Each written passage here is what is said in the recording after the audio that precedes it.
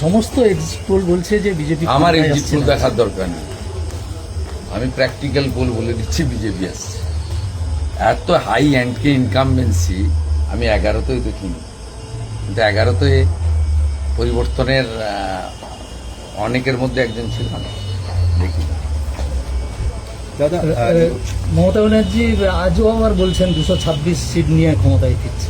এমনকি 300 বলেছেন, 230 পেরিয়ে যেতে পারে। না বলেছে 300 পেলেও অবাক হব না। 300 কেন বলছেন, ঘুমানো দরকার না।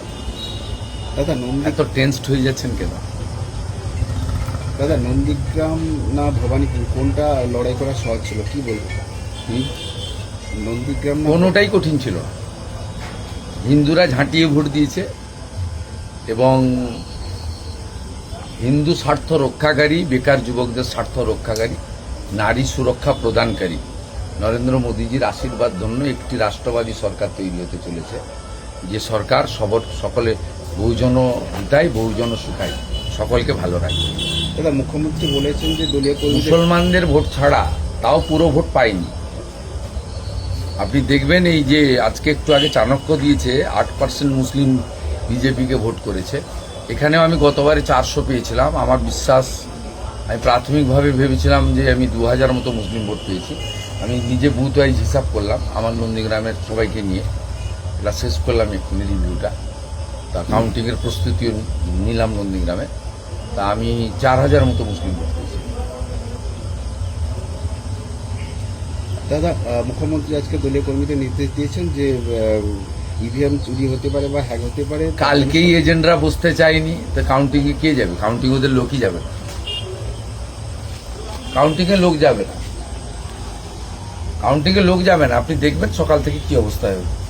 কালকে তো আমি ভবানীপুরে দেখেছি ওদের এজেন্ট বসতে চাইনি, বাচ্চা ছেলেদেরকে ডেকে 2000-3000 হাতে দিয়ে বসিয়েছে। মক পোলিং এর সময় 50 জনের বেশি এজেন্ট ছিল না। আর ওর কাছ থেকে লিস্টটা নিয়ে নেবেন। ভবানীপুরে 159 ভবানীপুর অ্যাসেম্বলি মক পোলিং এর সময় টিএমসি 50 জন এজেন্ট ছিল। দাদা, যাদবপুরের প্রার্থী সর্বরী মুখার্জির এজেন্টের বাড়িতে হামলা করেছে টুকটাক করছে, অভ্যাসটা তো অনেক দিনের, 15 বছরের অভ্যাস, তাড়াতাড়ি যাবে না।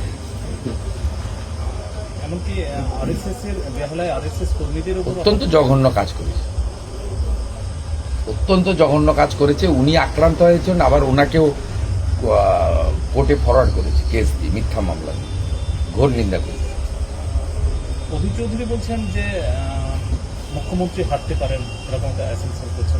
অধীরদা অভিজ্ঞ নেতা, এটা তার ব্যক্তিগত মত। কংগ্রেস হিসেবে তো তিনি আশা করবেন না, কারণ সোনিয়া গান্ধী, রাহুল গান্ধী আর মমতা ব্যানার্জি মিলে মেয়েরা যাতে এমপি এমএলএ হতে না পারেন, তার জন্য কদিন আগে হায়দ্রাবাদের আসাউদ্দিন ওয়াইসি আর কেরালার মুসলিম লীগের সঙ্গে হাত মিলিয়ে ভোট দিয়েছে মহিলাদের বিরুদ্ধে।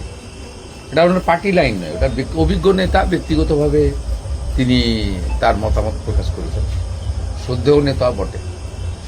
বাংলা হাটের আরও খবর দেখতে নজর রাখুন। বাংলা খবর মানেই বাংলা হাট।